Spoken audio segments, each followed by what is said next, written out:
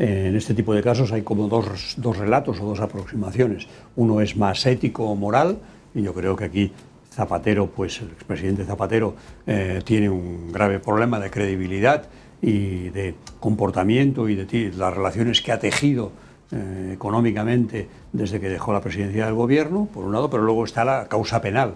Y desde el punto de vista penal, lo fundamental es el auto que se conoció ya la semana pasada del juez Calama, informando de la instrucción del caso e imputando al expresidente, del que todavía no se desprende con claridad cuál fue el papel del expresidente. Es decir, no aparece en ningún mensaje de WhatsApp, no aparece en ningún email, no aparece en ninguna reunión, no aparece en ninguna sociedad.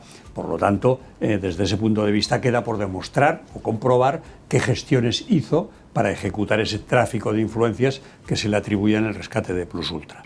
En pocos días se esperaba la comparecencia en la Audiencia Nacional del expresidente el día 2 de junio. Se ha pospuesto al 17 y 18 de junio.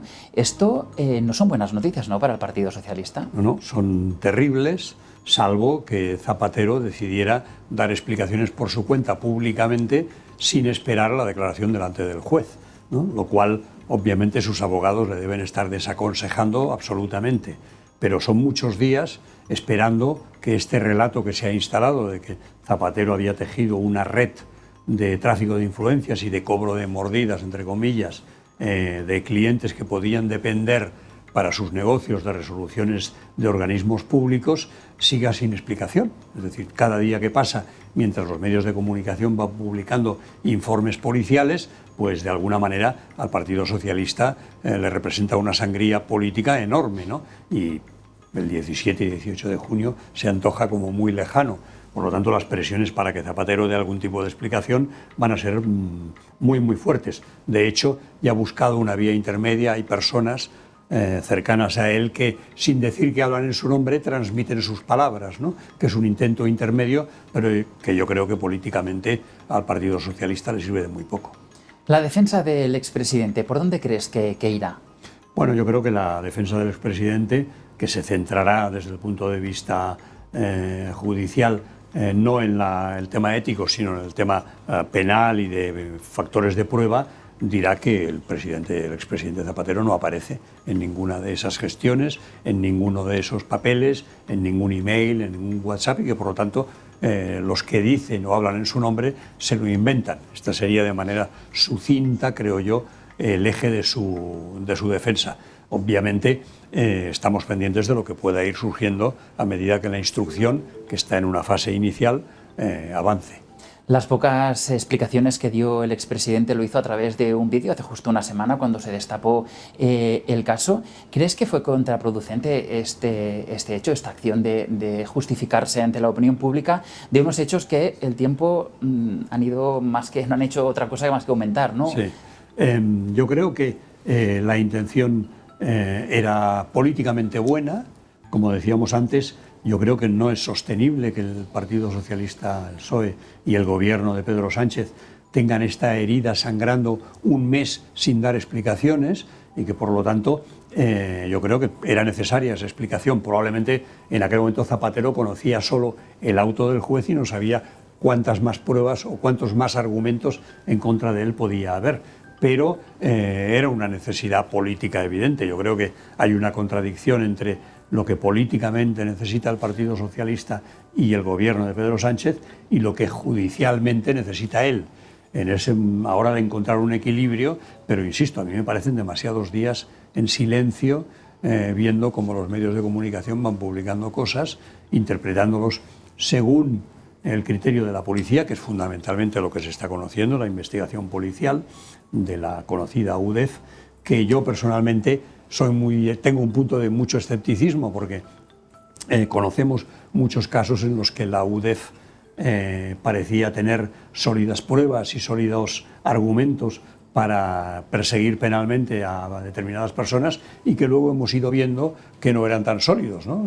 La trayectoria de la UDEF no es ciertamente impecable. En el caso del independentismo catalán, pues tenemos muchos expedientes que eran un bluff, y yo creo que sería bueno para la prensa y para la opinión pública tomarse estos informes de la UDEF con cierta distancia. No digo menospreciándolos, pero sí objetivamente, viendo, distinguiendo entre lo que es el argumento policial y la solidez de una prueba.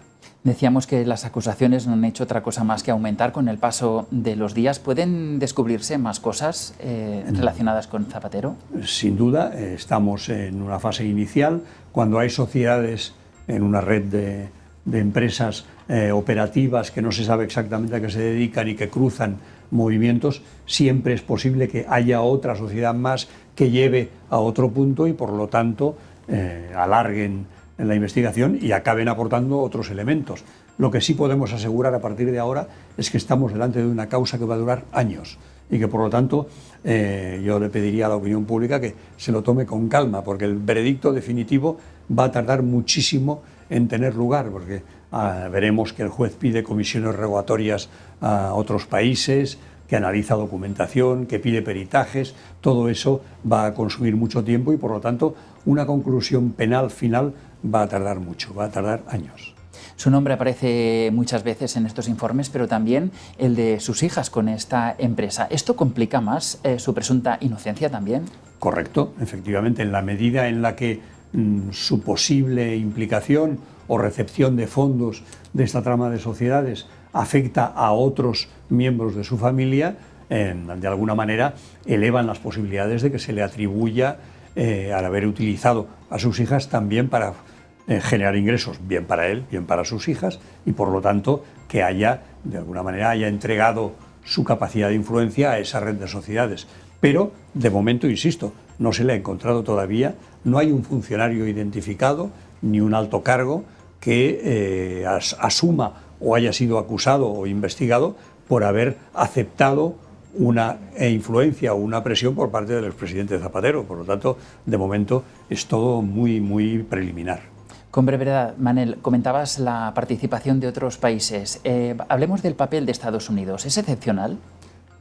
Bueno, lo de Estados Unidos es todo siempre muy extraño. Aquí, digamos, como hemos llegado relativamente tarde al régimen democrático, tendemos a idealizar algunas democracias, ¿no? Como es el caso de Estados Unidos, pero como estamos viendo también con la administración Trump, todo esto puede cambiar rápidamente, ¿no? Y la mano del Ejecutivo llega a muchos rincones. Hemos visto otros casos, el más famoso y próximo es el de la banca privada de Andorra, que una intervención de la inteligencia financiera norteamericana llevó a la intervención del banco y que luego resultó que no había elementos de prueba para eso, ¿no? Por lo tanto, aunque efectivamente hay esa aportación de una serie de conversaciones de uno de los investigados a través de WhatsApp, yo diría que no podemos asegurar que lo que ha enviado la inteligencia norteamericana, esta agencia concreta, sea todo lo que hay, ni sea lo más relevante. Yo también sería muy escéptico en este punto. Y ya fuera de tiempo, en segundos, prácticamente en un titular, ¿la figura de José Luis Rodríguez Zapatero queda dañada para siempre? Yo creo que sí, es decir, su comportamiento y las relaciones que ha tejido no se corresponden con la ética que él ha prodigado, especialmente en campañas electorales y mítines después de haber sido presidente, y desde ese punto de vista yo creo que transforma lo que ha pasado, cambia completamente su legado, aunque eso no prejuzgue su futuro penal. Manel Pérez, adjunto al director de La Vanguardia, muchísimas gracias por estar aquí en Claves del Día. Un placer.